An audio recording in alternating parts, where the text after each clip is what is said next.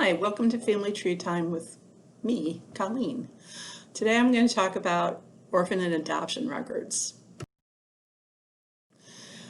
Questions you have to ask when you're researching this. In the past, was it recent? Was it legal? Was it black market?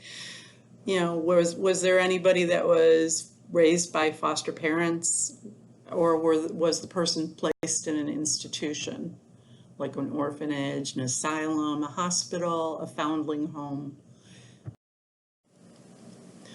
And then there's different vocabulary that you need to search for, which I will discuss following these slides. Taken in, bound out, signed over, shipped away, and finally,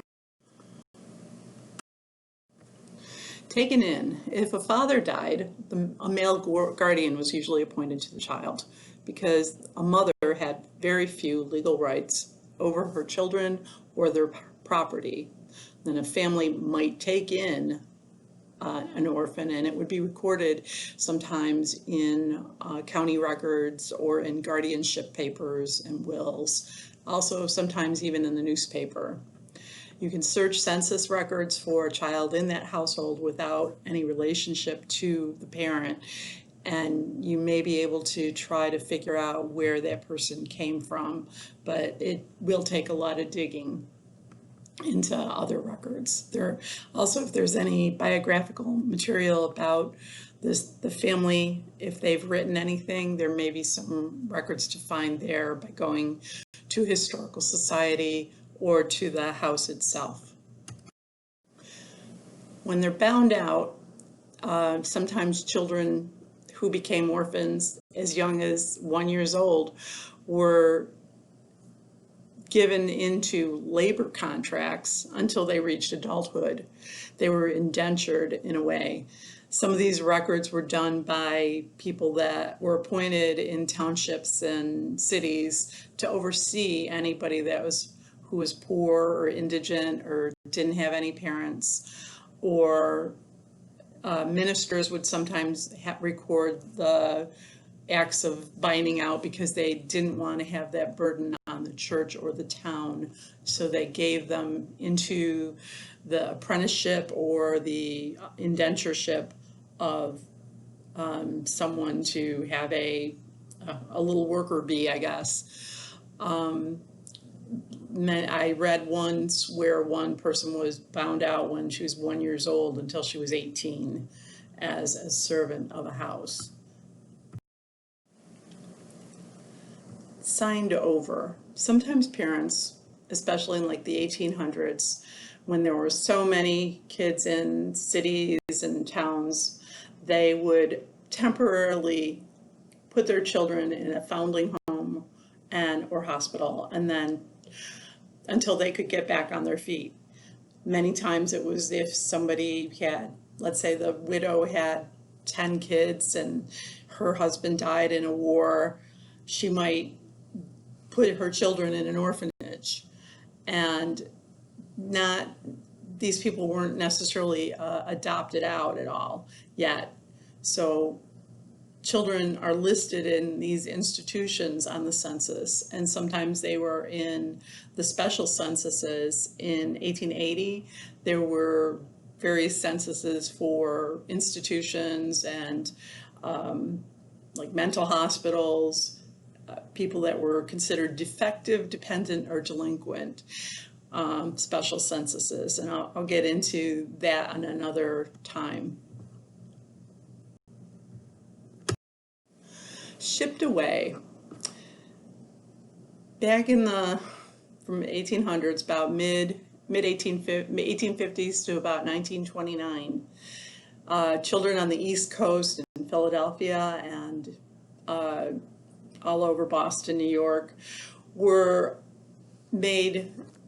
they were in the foster homes, and some benevolent societies, such as the Children's Aid Society of New York, gathered up these kids and sent them on orphan trains to be fostered by farm families across the Midwest and all in Canada. So they would go into these towns and then advertise that they will be at the train station to be picked up. And so you can find records of this sometimes in the newspapers. Also, the Orphan Train Heritage Society in, I believe it's in Kansas, has records of some of these children. There's over 250,000 kids that were shipped away out west, and they would have to sometimes be recorded in state reports, like in New York, for the department that oversaw orphanages. There would be letters in the back of these annual reports, and you may or may not be able to find records of your person. Locally, I was able to find someone here who was related to an orphan train member, and I was able to find that orphan train member's sibling. So she was connected with more family in this area and out in Nebraska, which she didn't know she had, which was a really cool search to do. Adoption. It wasn't until 1851 that Massachusetts enacted the first adoption laws. Adoption records were public everywhere until 1917, when states, I believe it was Minnesota, began enacting privacy laws.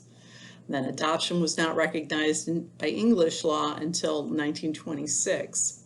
So it became harder after it, like during the 1920s on up to now, to really find adoption records. So there's different ways that you can search. If the parents registered to say, yes, we're looking for a child that we adopted out, there are registries that you can write to, and the adoptee can write to and find each other. On a personal note, I have a friend that had a child out of wedlock in the 1960s.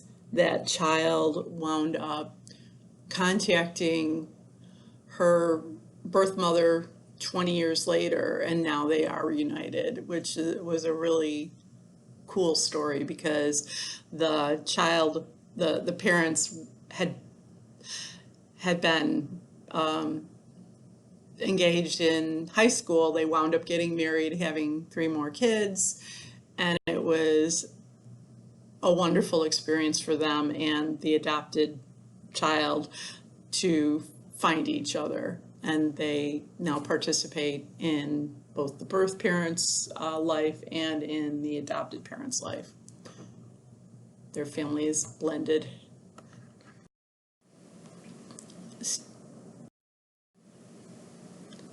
State laws vary, but there is help by contacting the various state sites. There are resources that are out there. There's several that are that you can find articles on Flipster or EBSCO. We have 2 online magazines that you can access with your library card, and you can find articles on how to get further information on a variety of topics.